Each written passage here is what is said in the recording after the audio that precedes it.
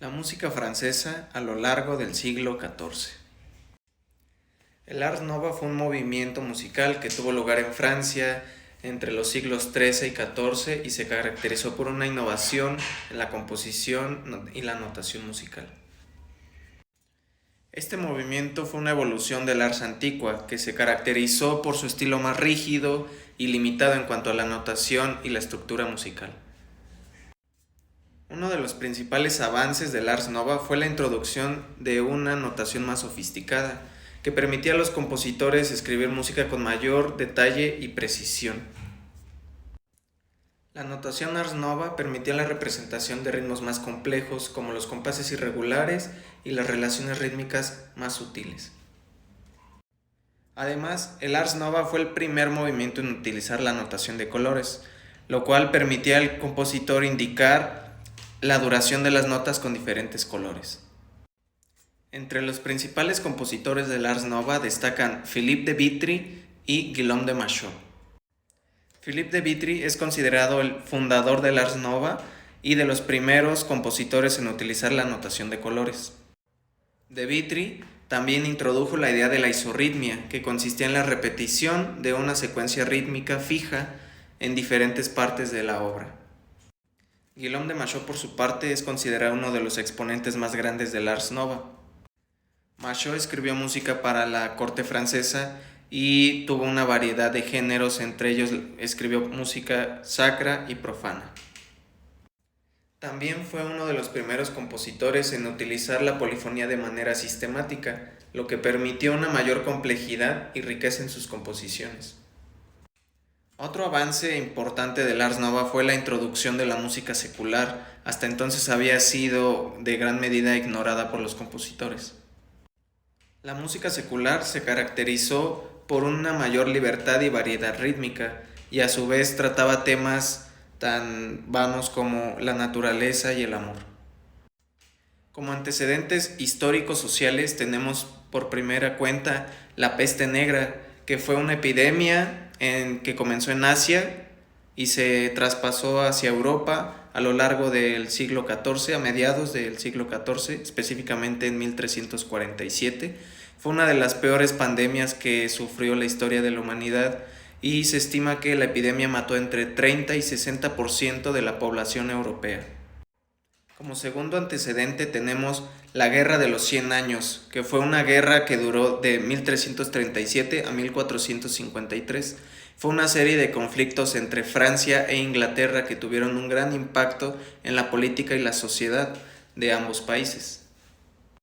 La guerra causó mucha muerte y destrucción y afectó a la economía y a la cultura de la región por muchas décadas. Como último antecedente histórico tenemos la separación de la corona inglesa ante el papado en el siglo XIV, también conocido como el Cisma de Occidente. Este evento fue causado por muchos factores a lo largo del siglo XIV que finalmente concluyó en la separación de la corona inglesa con la Iglesia Católica Romana. En el siglo XIII la Iglesia tenía un poderío social, político e incluso intelectual. Tenía la fe universal que combinaba lo divino con lo humano, y esto generaba estabilidad y unidad, pero a su vez, detrás de todo esto tenía un sentimiento de poder y control. Los ingleses reclamaban a su vez una supremacía en la corte papal en Italia. El rey Felipe V consigue la elección de un papa francés que fue Clemente V de 1305 a 1314. Estos movimientos políticos dentro de la iglesia saltaron a la luz como movimientos de corrupción dentro de la misma iglesia. Todo esto fomentó una ola de nuevas ideas como la separación de lo político con lo divino. Había mucho tumulto y anarquía desde los pueblos pequeños hasta los más grandes exigiendo un cambio verdadero, desde los campesinos hasta la burguesía.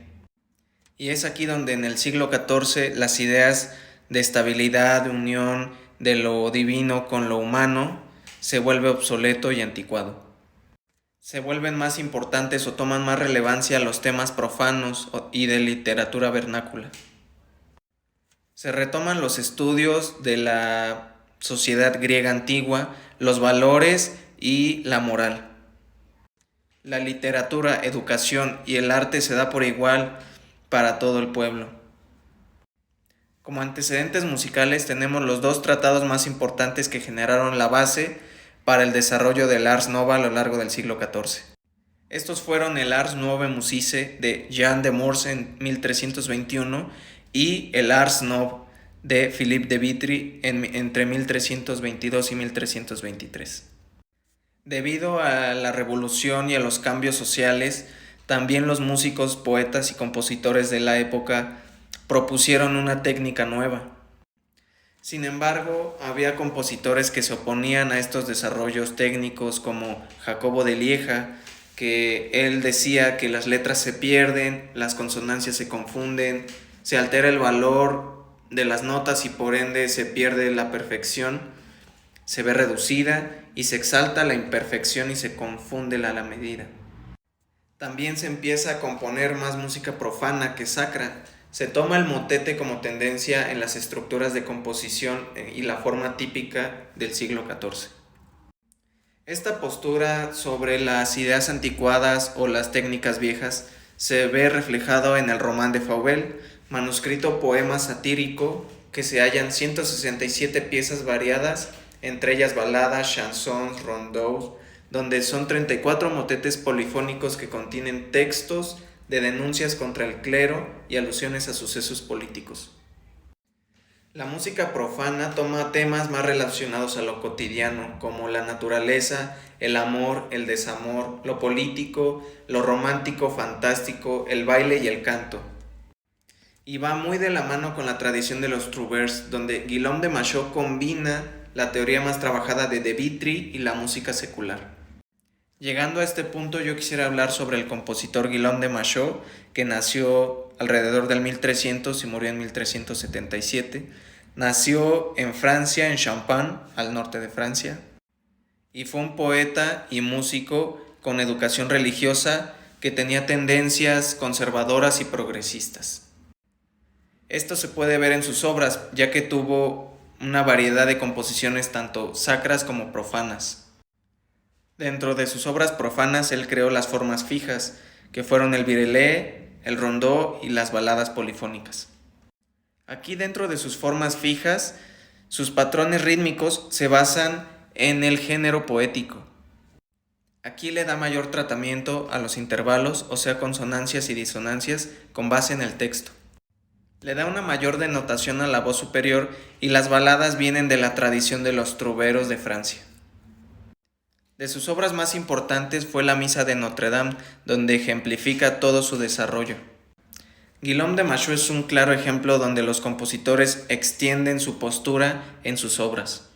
Dentro de las formas fijas, todas las voces tienen una línea conductual, o llamado conductus. Cada línea tiene un sentido y esto se le llamó conducción de voces. Dentro de las formas fijas, la estructura va cambiando conforme al estilo. Por ejemplo, en la balada la estructura es A-A-B, en el virelai la estructura es A-B-B-A-A y en el rondeau su estructura es A-B-A-A-A-B-A-B. Dentro de las estructuras varía si es A mayúscula o A minúscula, que significan los textos diferentes pero es la misma melodía. Por otra parte, en Italia se pueden denotar otras formas como la balata, la caccia y el madrigal. Algunos de los ejemplos de la evolución estética en el Ars Nova fueron los elementos de la aumentación y la disminución, el espejo o lo retrogradable y los valores por valor de un tercio. La obra Susan Fontaine de Johann Ciconia es un ejemplo destacado de la música polifónica del siglo XIV y del uso de la notación del sistema francés. La pieza es un virelai en francés antiguo que fue escrito para ser cantado por varias voces y acompañado por instrumentos como el laúd y el arpa. Lo que hace interesante a esta pieza Susan Fontaine es su uso de la notación mensural o polimesura. Ciconia utiliza la notación mensural para crear un ritmo fluido y continuo que se adapta a las palabras y al texto de la pieza.